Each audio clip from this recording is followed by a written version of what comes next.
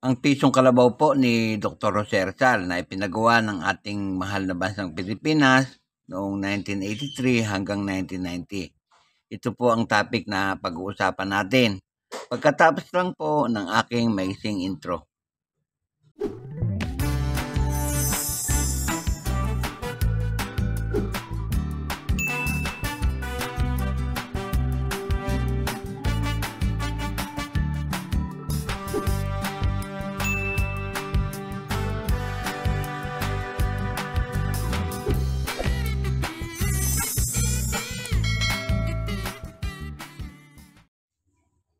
Magandang araw po sa inyong lahat, lalo na sa aking mga kabarya at kapwa-kolektor. Sa lahat ng senior citizen, mga silent viewer, maging sa mga kaibigan natin dyan, magandang araw po. Meron po tayong mga barya dito ngayon. Ang pisong kalabaw na tinatawag noong unang panahon pa, noong unang araw. Mga panahon pa to ng petsang 1983 hanggang 1990. Pag-usapan po natin. Sa harapang bahagi po ng baryang ito ay makikita natin ang larawan ni Dr. Rizal na nakaharap sa kanan. Yan po. Sa bandang ulunan niya ay nakasulat ang salitang Republika ng Pilipinas.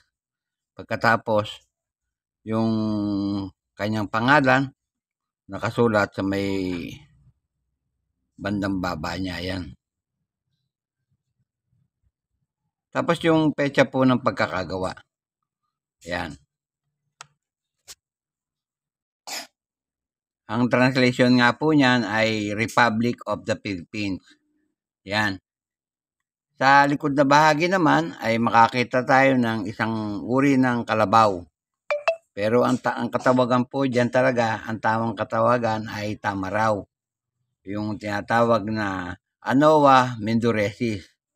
Yan po, tila tumatakbo. Yan, makikita nyo sa bandang likod.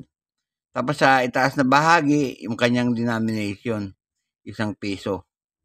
Tapos yung scientific name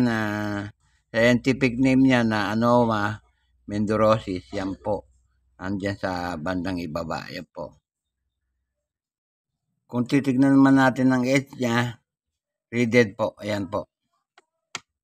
Napakaganda ng ating coins. Ginawa po yan sa BSP Security Plant Complex sa Quezon City, Philippines. Katulad ng nararami nating lahat, yan ay nanggaling sa ating bansang Pilipinas. Yan.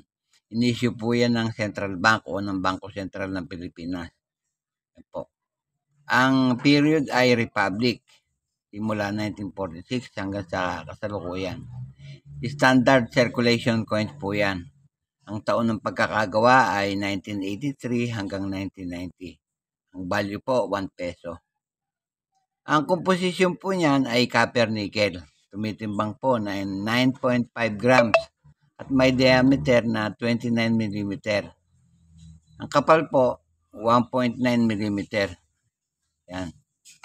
Milled ang technique na ginamit dyan at medal alignment ang orientation.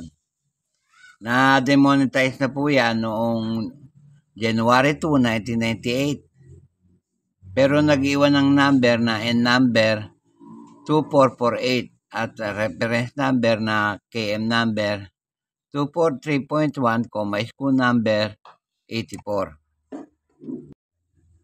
Tingnan naman po natin ang kanyang mga presyo dito sa numista. Depende po sa kanyang petsa. Umpisahan po natin dito sa 1985. Yan po, oh. Ang presyo po dito sa numista noong 1985 na yan ay, ang good niyan ay ₱18. Yung very good at saka fine, ₱18 din. Yung very fine po, ₱28. Yung extra fine, ₱31. At yung almost uncirculated, ₱34. Yung uncirculated po ay ₱80. Dito po sa 1986, ayan po, may nag-iisang presyo. Ang very fine po niyan ay ₱10. Yan po ang presyo niyan. Dito naman po sa petsang 1990, ang good po niyan o ang very good ay 15 pesos at saka yung fine 15 pesos din. Yung pong very fine ay 25 pesos. Yung extra fine ay 49 pesos. At yung almost uncirculated at saka yung uncirculated ay 64 pesos. Yung pong uncirculated nito talagang madalang na tayong makakita. Dahil kumbaga pag lumabas ang pera natin, pangkaraniwan nagagamit kaagad. Kaya madalang na po tayong makakita ng uncirculated niyan. Ang kalimitang makikita natin ay ganyang klase ng barya na good at very good. Yan po, ang pinakamataas nating makikita na pangkaraniwan ay yung may grade na extra fine. Yan po. Dito po sa eBay ay may tatlong presyo.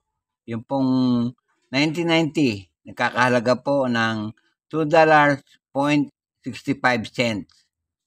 Yung pangalawa naman po ay $2.65 din. Pero yung pangatlo, nagkakahalaga po ng yung 1985 na gawa. Yan po. Nagkakahalaga po ng 29.75 Canadian dollar. Yan po ang presyo niyan.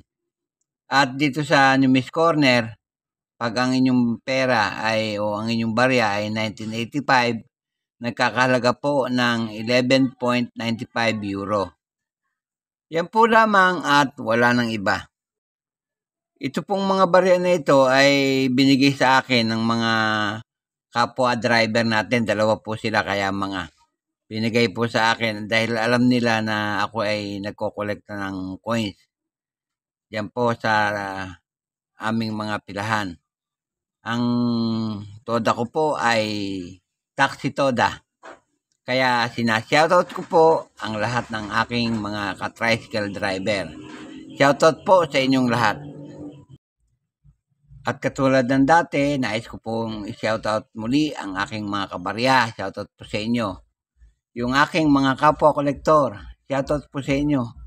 Sa lahat ng senior citizen at mga silent viewer, shoutout po sa inyong lahat. Maraming salamat po sa inyong walang sawang pagtangkilik sa aking mga vlog. Salamat ng marami po sa inyong panonood.